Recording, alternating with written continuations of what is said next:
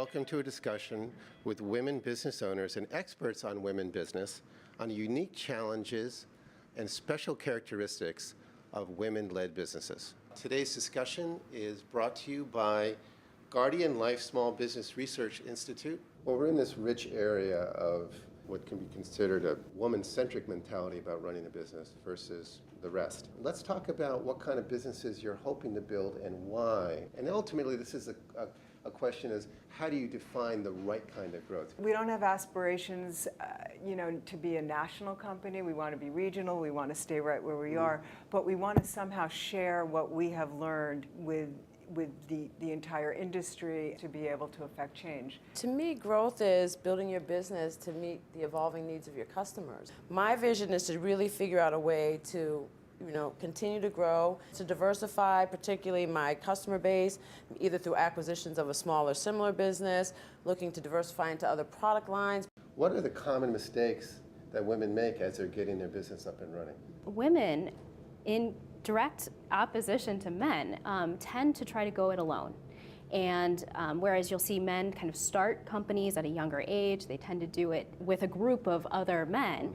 Women think that they need to be older, they need to have the experience, but they also want to do it themselves.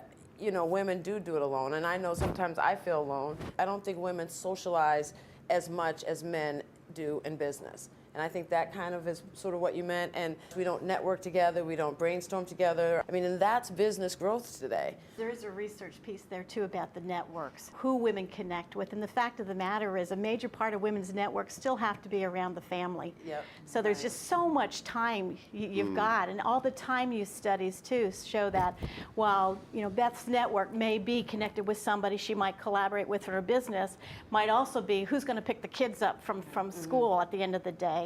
I think we're sort of the first generation of women business owners that are sort of out there more predominantly. We can build relationships in business the same way we build relationships in our lives. What are the biggest obstacles that women have to worry about when they get going in a business? I think lack of capital is absolutely one of the challenges that women face, in part because they don't think to sometimes go after those types of resources.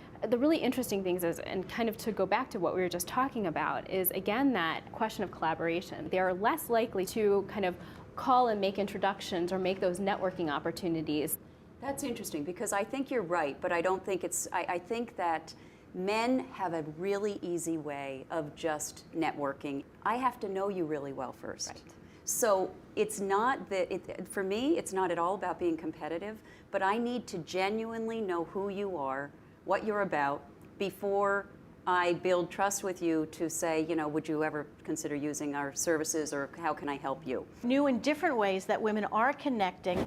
They report feeling more positively about their use of social media and finding different ways to work together and to network, more so than a lot of the guys. Maybe perhaps it ties into one's receptivity, willingness to share personal things. I think it might. It's just a nice blend. I ideally would prefer to work with a woman entrepreneur or someone where I'm going to help grow that business. When I look for suppliers, that's what I look for, minority and women suppliers, and I take pride in that. I would agree with you. I love doing business with other women. And supporting other women in business. I want to help, especially with young emerging entrepreneurs. I want to coach them. I want to tell them what lessons I learned, where I failed, where I fell down, because I think that really can help build the economy to another level with more women in business.